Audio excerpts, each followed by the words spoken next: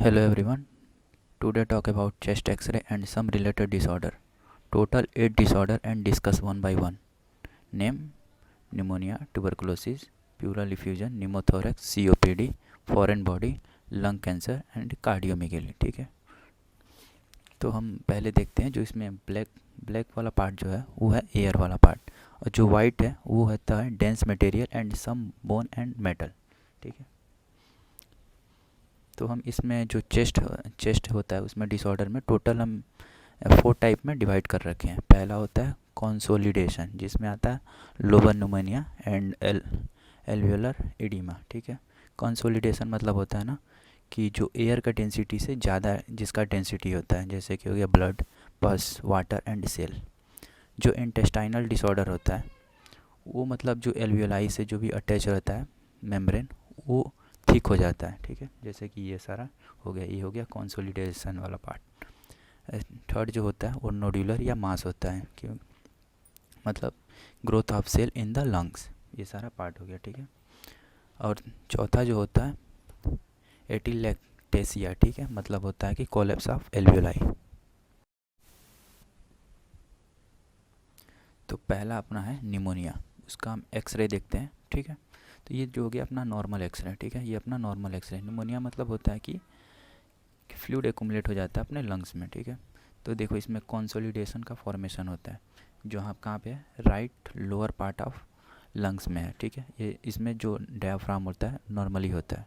इसमें जो होता है ब्लड या पस या वाटर या सेल किसी चीज़ का एकुमुलेशन हो जाता है, या तो या लोअर पार्ट में हो जाएगा या अपर पार्ट में हो जाएगा, या लेफ्ट या राइट किसी भी पार्ट में हो सकता है.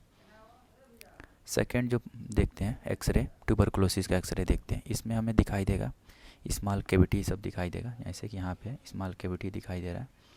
सेकेंड इसमें कंसोलिडेशन दिखाई देगा, मतलब एयर या पस का एकुमुलेशन हो जाता है.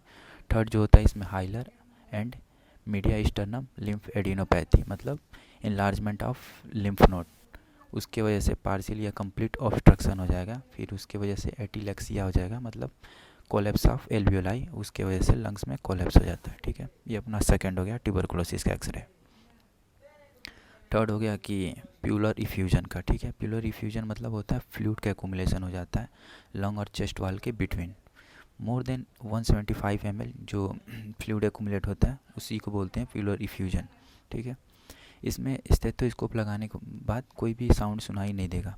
जब हम परकर्शन करेंगे तो इसमें डल साउंड सुनाई देगा.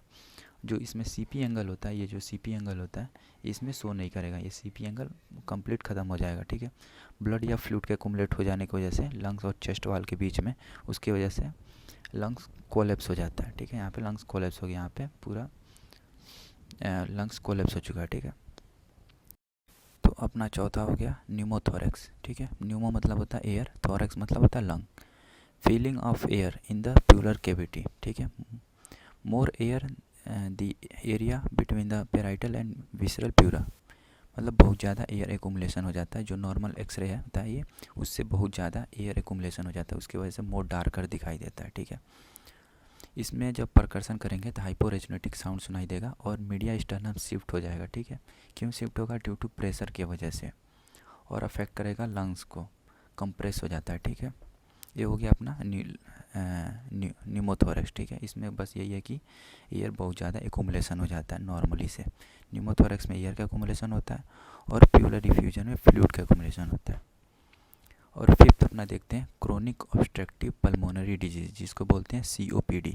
सीओपीडी के अंदर आता है ब्रोंकाइटिस, अस्थमा, एम्फाइसीमा. इसको डायग्नोस करने के लिए अपन को देखना होता है इंक्रीज ल्यूसेंसी, मतलब मोर डार्कर हो जाता है. इसमें भी होता है मोर डार्कर हो जाता है, और मतलब एयर ट्रैपिंग हो जाता है. ठीक है, नॉर्मल एक्सरे से ज़्यादा डार्कर हो जाता है. सेकेंड हो जाएगा इसमें वाइडनिंग ऑफ रिब केज, जो रिब केज होता है वो वाइडर होने लगता है. देखो यहाँ पे रिब केज वाइडर होने लगता है. ठीक है, थर्ड होता है ट्यूबुलर कार्डियक शैडो, मतलब ट्यूब लाइक कार्डियक दिखाई देने लगता है. फोर्थ हो जाएगा flattening of dome in diaphragm, जो डायाफ्राम होता है वो फ्लैट की तरह दिखाई, डोम शेप नहीं होता, फ्लैट होने लगता है. इसमें कार्डियोमेगेली दिखाई देगा, हार्ट का साइज़ इंक्रीज हो जाएगा. सिक्स्थ इसमें हो जाएगा कि लोअर साइड में पेन दिखाई देगा. ये सारा डायग्नोसिस होता है सीओपीडी का. ये ज़्यादातर केस आता है एबव 50 ईयर ओल्ड पेशेंट में। 6th हो जाएगा अपना फॉरेन बॉडी का एक्सरे, ठीक है। वाइट लाइक स्ट्रक्चर जो कॉइन का दिखाई दे रहा है इसमें, ये हो यहाँ पे कहाँ पे, ईसोफेगस, यही लेटरली साइड में दिखाई देता, तो यहाँ पे ट्रेकिया में प्रेजेंट होता। और भी बोल सकते हैं कि फॉरेन बॉडी में क्या क्या, हेयर पिन दिखाई दे सकता है या शार्प पिन दिखाई दे सकता। ये सारा हो गया फॉरेन बॉडी का एक्सरे। 7th हो जाएगा कार्सिनोमा ऑफ लंग, ठीक है। इसमें जो होता है enlargement of focal area, enlargement of focal area दिखाई देगा, अननोन कोई मतलब ग्रोथ होने लगेगा लंग्स के अंदर, वाइडर दिखाई देगा मीडिया स्टर्नम, ठीक है, मतलब कि लिम्फ नोड इन्वॉल्वमेंट होने लगेगा, ठीक है। और ये सब चीज़ें प्यूलर इफ्यूजन, एटिलेक्सिया एंड कंसोलिडेशन में, ये कंसोलिडेशन ये सब भी इसमें शो करेगा। 8 हो जाएगा कार्डियोमिगेली, मतलब इन्लार्जमेंट ऑफ हार्ट साइज। इसमें कार्डियोथोरेसिक रेशियो जो होता है वो मोर देन 50% हो जाएगा, ठीक है। कार्डियोथोरेसिक जो रेशियो होता है वो मोर देन 50% हो जाएगा। इसके अंदर क्या कौन कौन सा डिजीज़ होता है, हार्ट वाल्व डिजीज़ हो जाएगा, मतलब किन किन के वजह से कार्डियोमेगेली हो सकता है पेशेंट के अंदर, हार्ट वाल्व डिजीज़ की वजह से सकता है, प्रेगनेंसी से हो सकता है, या स्ट्रेस की वजह से कार्डियोमेगेली शो कर सकता है। ये टोटल अपना 8 एक्सरे ख़त्म हो गया, ठीक है।